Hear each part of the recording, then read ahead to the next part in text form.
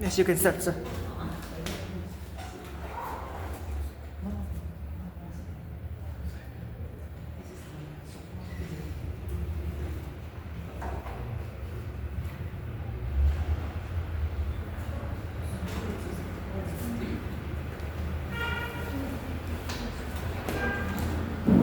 Good morning, all of you.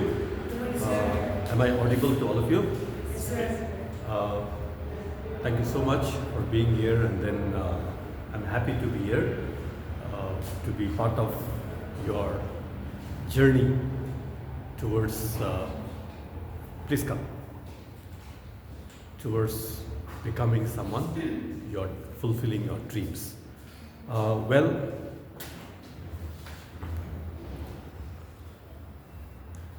the main course, as it is referred to as 3 papers, you are aware of that. The first paper, English and General Studies, and then the MCQs. Please come.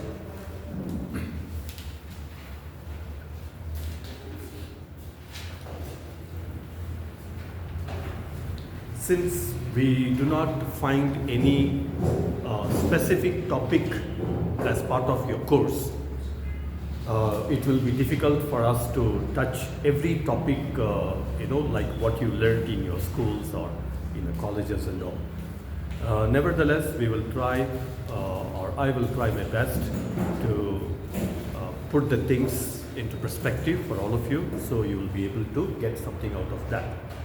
But before I get into that, I have 2 things to say. Number 1, if you really want to do something, I want you to be interactive. When I say interactive, my class will depend on your doubts. Okay?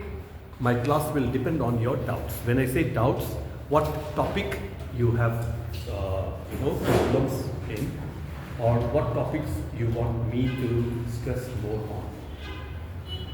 Rather than me just, giving you everything from A to Z, and at the end you get nothing out of it. Okay? So that's one thing.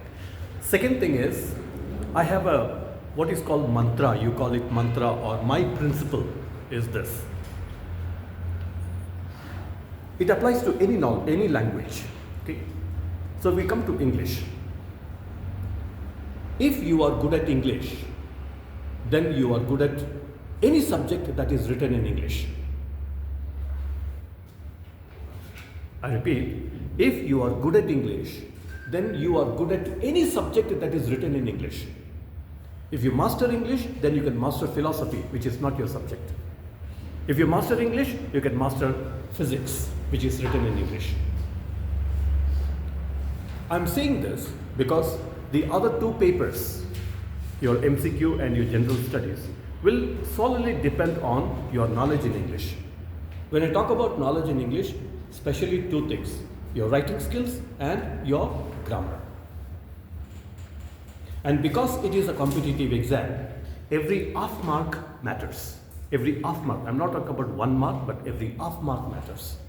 So that half mark could be deducted somewhere in your writings, perhaps because of the error in the punctuation or sentence construction, the structure of sentences, or the length of the passage, or perhaps grammatical errors, whatever it could be. So the half a mark. So say half into 5 is 2.5 marks. No? It goes on like that.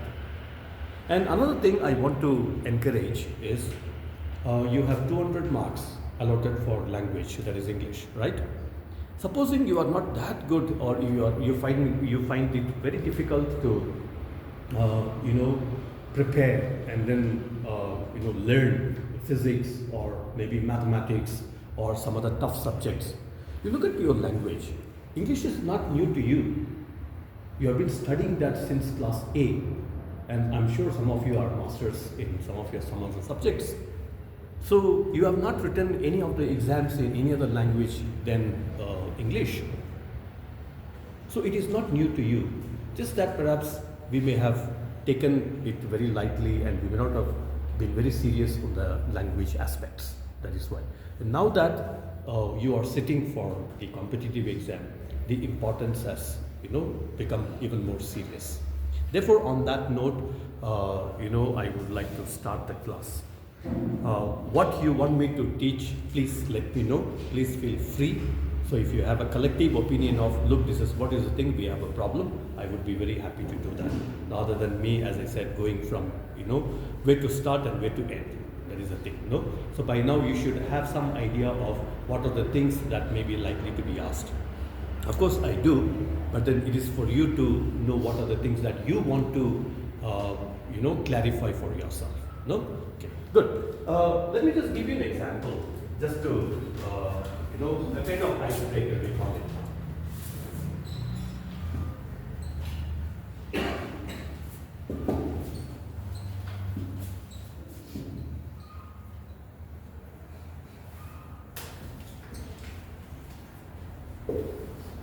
I have a sentence on the board.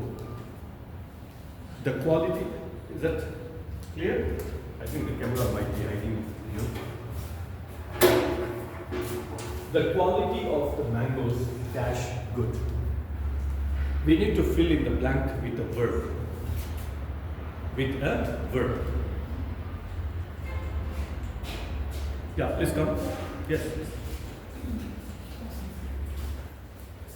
What could be the most appropriate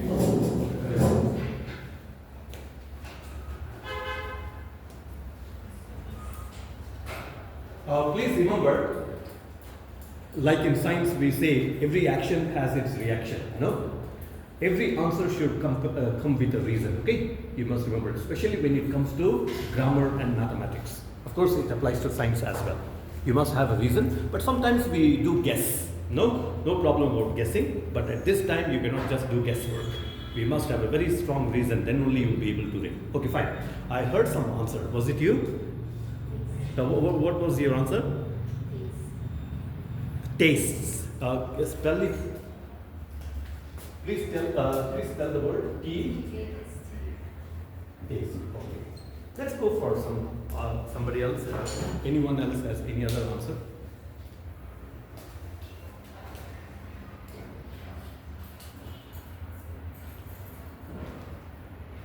I am giving you high school grammar, okay?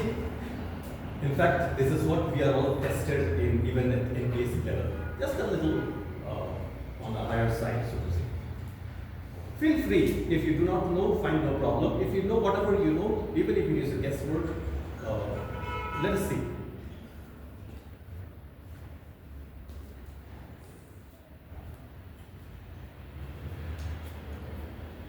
No one?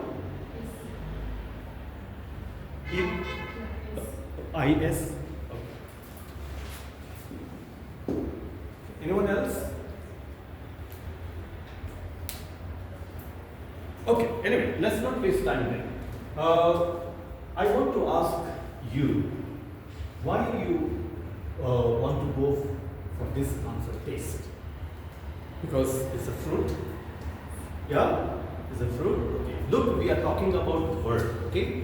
When I simply use the word verb instead of specifying it, okay? If I had to specify, I'll tell you a little later. What is that specification of the word? But I wanted a verb. So of course you have given the verb, okay? Now maybe because, as I said, because mangoes are fruits, right? You want to use the word taste, Okay. And also because the word good is there, right? Okay, fine. And then you have given the word is. So you see the difference, right? And one person goes with the word taste, the other one, so which is the correct answer? That is what is the problem. Whether both are correct or both are wrong, whether one of them is correct, that is the question that we all must solve right now. Yeah. Now, taste, for two reasons, it is not correct. Okay? One is, first of all, look at the sentence, the quality of the mangoes dash good. In lower classes, you may have learned about the subject and the predicate, right? Subject. Here, the actual subject is not mangoes, but the quality. We are not talking of mangoes, we are talking of the quality. This is what is very important. We are talking of the quality, not the mangoes, quality of mangoes. Understand that? So quality cannot taste, no? Quality cannot taste. So for that reason, taste is wrong.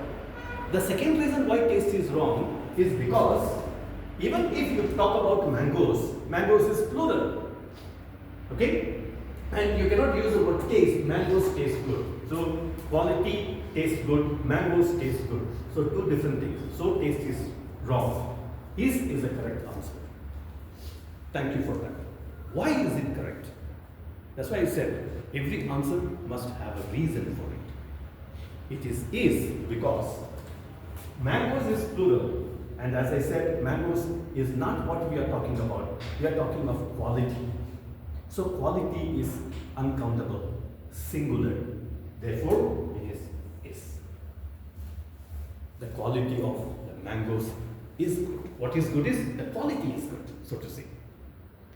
Understood? So this comes in what is called a chapter called subject-verb agreement. You know, subject-verb agreement. What is this subject-verb agreement? When you construct a sentence, you, as I said, you have the sentence split into subject and the predicate, right? The subject must always agree with the verb. I will simply give you an example. You may also have heard, or in some cases may have used as well. It is very common to hear from others, even see in writings that she don't know anything. Yeah? You must have heard this. She don't know anything we say. He don't know anything. Look, I understand what you are saying, but NPSA people will not understand what you are saying, no? Exactly, right? When I say she don't know anything, I understand what you want to mean, but it is a grammatically incorrect sentence. Why it is incorrect sentence? Simply because the subject does not agree with the verb. It's just that. So, as a student is preparing for such a big exam, it is important that you have these things in your fingertips. And this is one of the expected questions. Somewhere, somehow, the question will be tested. And it is not just in the question in the grammar as such. When you are writing, say for instance, essay writing, you will not think about all that because you know this and this must go together, especially when you sit for such exams. Your hands are faster than sometimes your thoughts. So we are not sure of what we are actually writing. We do not even have time to review our answers. Only in very rare cases the students find some few minutes to review the answers. So in such cases, it is important that you go thoroughly prepared and you are aware of the things. And as you write the things, you know you must be very careful because these are mistakes. These are mistakes that commonly make, whether it is in speaking or writing, let alone write correct grammatical sentences. So subject-verb agreement. So subject-verb agreement. So if you have problems on that, I would like to take on that. Subject-verb agreement is, in a sentence where the subject must agree, or in other words, it is called concurred.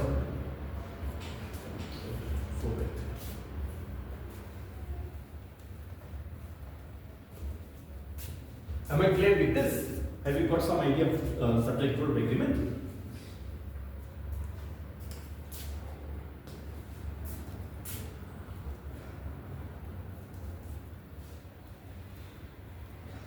Okay, this is just for you.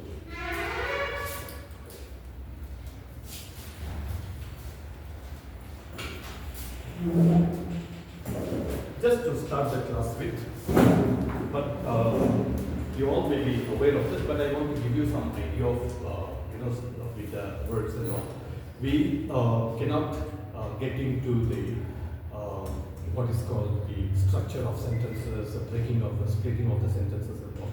Some of the important things that we must be aware of is the way grammar, the tenses are used. In English grammar, there are three things that I always advocate the students to master. Number one, tenses. Number two, narration. Number three, voice. Tenses, narration, and voice. If you master these three, you can be confident of having say 80 to 90% of grammatical knowledge. So this knowledge on grammar. Why am I saying this? It is because these three are interrelated. And tense is the basic thing for the other two, narration and voice. And when we talk about the tense, the fundamental thing for tense is verbs. Verbs. When we talk of verbs, we talk of words that denote actions. But not merely action, it can be also state of being. And sometimes verbs are also used to help other verbs. So these are some technical aspects of verbs. Basically, we have two types of verbs.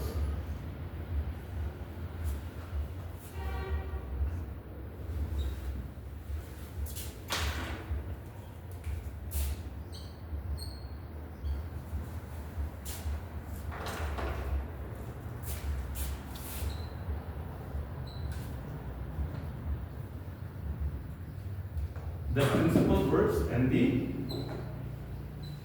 auxiliary verbs.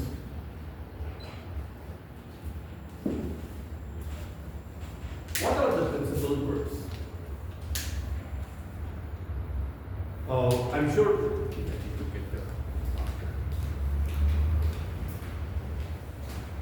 Excuse me.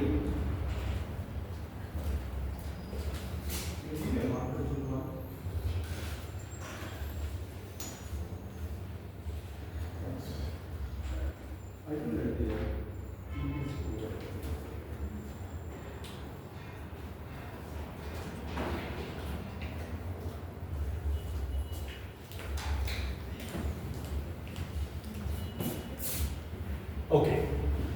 B is the basic form of the principal verb. Can you let the class, if anyone can let the class know the other derivations of the verb be, the other forms of the verb be?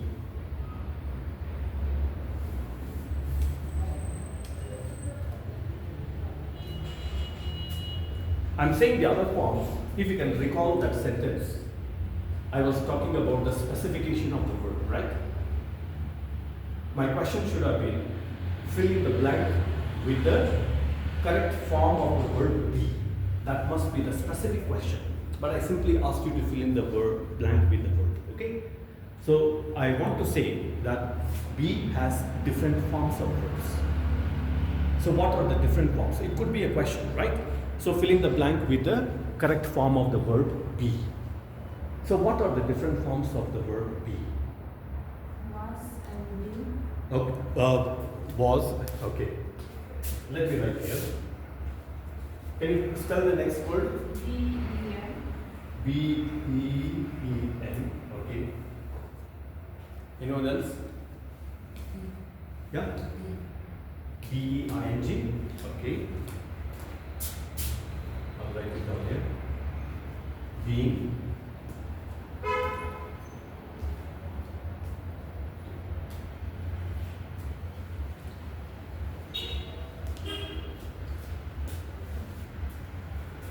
Yes? It's okay if it is wrong, no problem.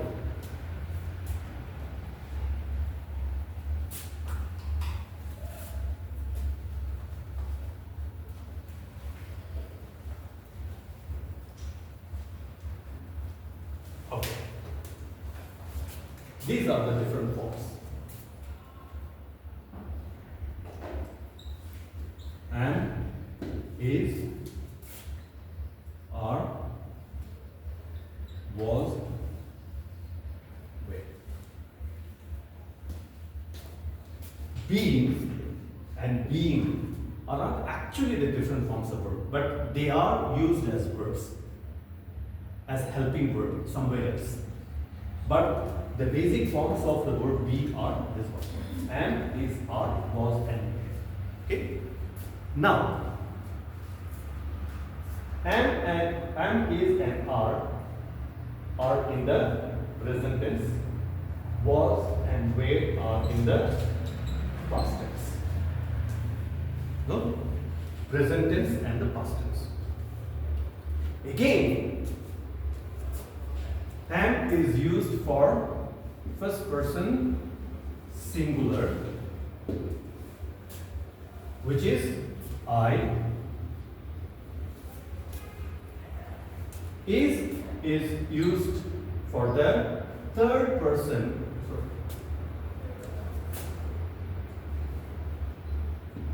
Third person singular, which is he, she, and it.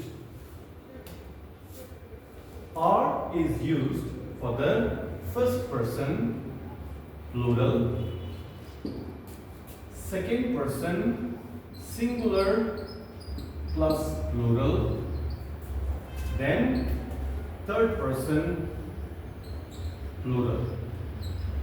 So first person plural is we, second person singular is you, plural is also you, third person plural is they. And then was is used for the first person and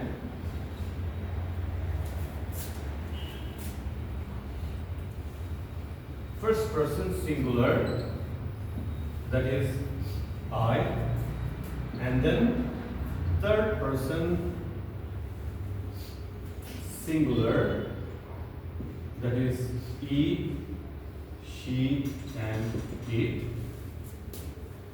Where is used for first person plural, that is we, then second person singular plus plural, that is you, then third person plural, that is we.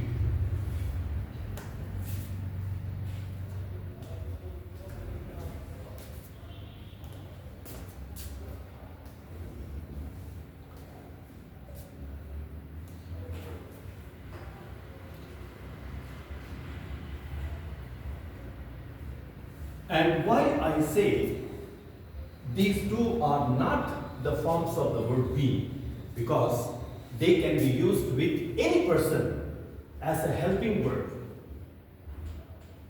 And that is what I'm going to talk about next. Why they are not part of the verb be.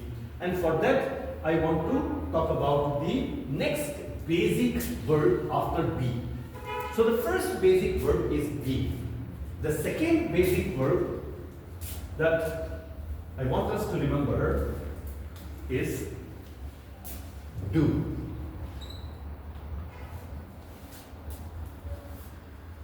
Just as be has different forms, do also has different forms. And what are those? They are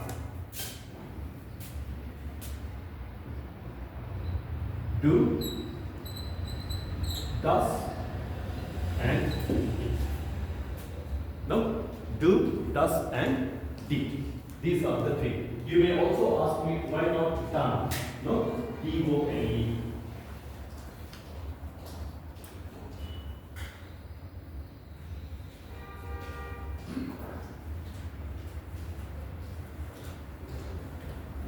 I will come to that part later. Why done is not one of the forms of the verb do. Okay. Now, where is this do used? Do is used for first person singular, first person plural. So, I'll just put it.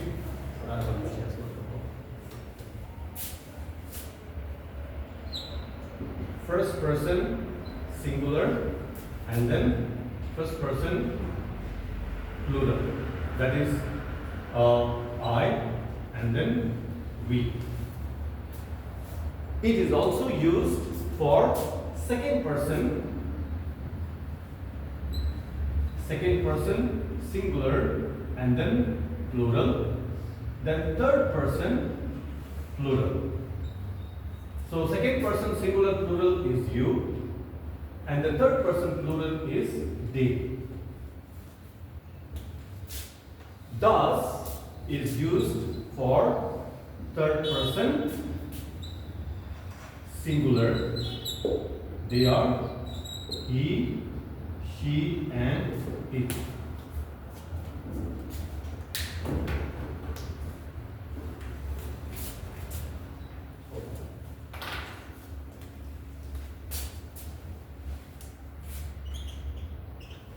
Third person, that is he, she, and it. Did is used for all.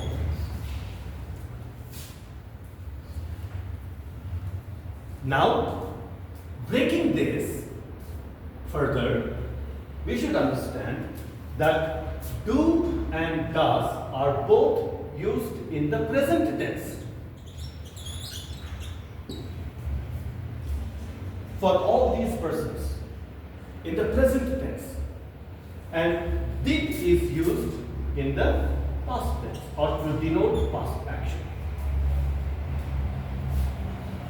Now, if you look at this carefully, you would recall the sentence that I said, she don't know.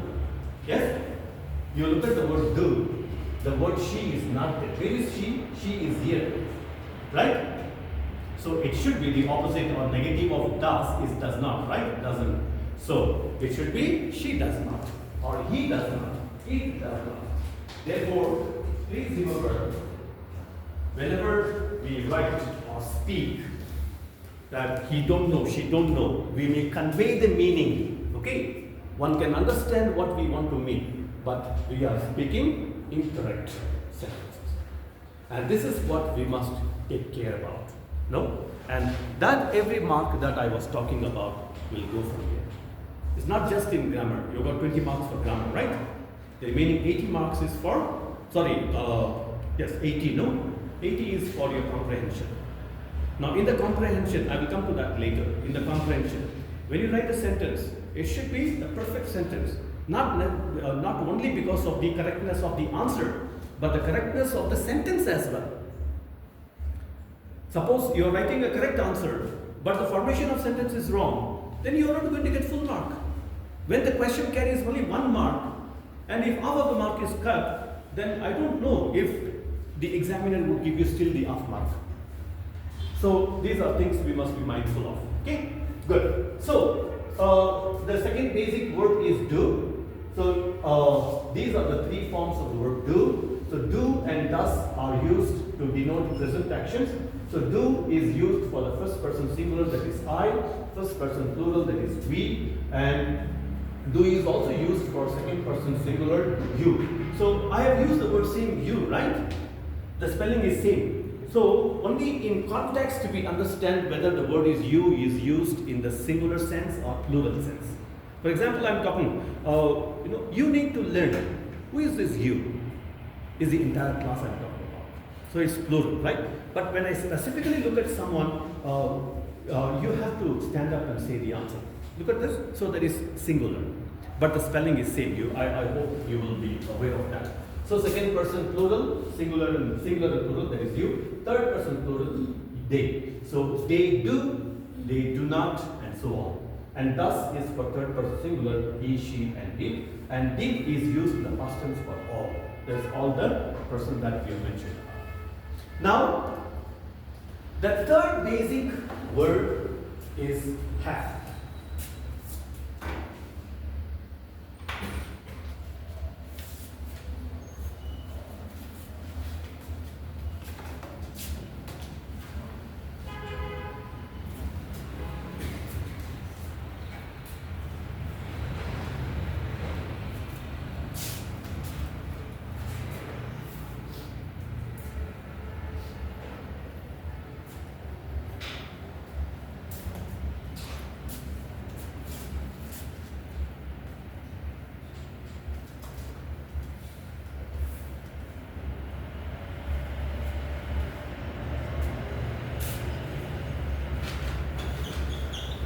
And what are the different forms of the verb have?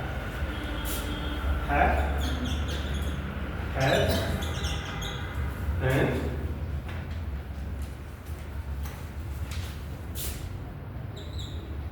have,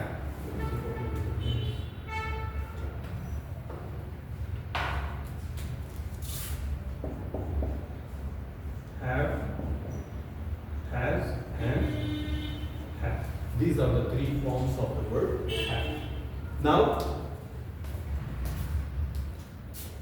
the application of those verbs are similar to this. No? In the sense, have is used for first person singular, first person plural. But it is also used for third person plural. Okay? Third person plural. So have, I have, we have, they have, and then second person singular and plural. So I will write just the persons. So I have, we have, you have, and they have. So we are left with the singulars, that is he, she, and it. And have is used for all. Past tense, no? Have is used for all. He has, she has, it has. No? I have, we have, you have, they have. And another common mistake that we make, or I don't know, I hear from my students, from my parents, even friends. What is that? She have a big car. That's wrong. She is not big, right? It's she has a car. She has a car. She does not have a car. Look at this. She does not have a car. That is correct. Because you are already making the subject verb agreement by using the word by agreeing she with does. No? Therefore, the word have can be used for any persons as long as the subject verb agreement is there. She does not have a car. He does not have a car. He does have a car. She does have a car. Both are right. Although have itself, it cannot be used with she or he. No? It can be used when you use the correct form of the other word. So all we want to do is, we want to agree the subject with the verb. So as long as you do that, then there's no problem in using any of those words. I mean, what do you call the word have. So, I have, we have, you and they. And he has, she has, it has. So it is wrong to say she does has a car. No? Going by this rule, no? So it is wrong. So in other words, the two words, both are singular and the first must agree with the verb. So these are small things. It may be very, sometimes, boring as it is very technical, right? But that is what we must. That is what we must remember in order to avoid making mistakes and to score as far as possible. Okay. Am I clear on this? The three words, the three basic words, we, have, and do, right? Now, with this, we now have to get into the tenses because that is what we are going to do. So I talked about the principal verb and the auxiliary verbs, right? Now, all these words can be used as a principal verb. So what is the meaning of the word principal verb? What is auxiliary? Auxiliary, another word for auxiliary is, can you tell me? Yes? Helping verb, yes. Helping verb. Auxiliary verb is helping verb. In other words, this verb helps the main verb to make the sentence grammatically correct and meaningful. Just that one. So, why do we say they are also principal verbs? They are called principal verbs when they are singularly used as a verb in a sentence. No, they are called principal verbs when they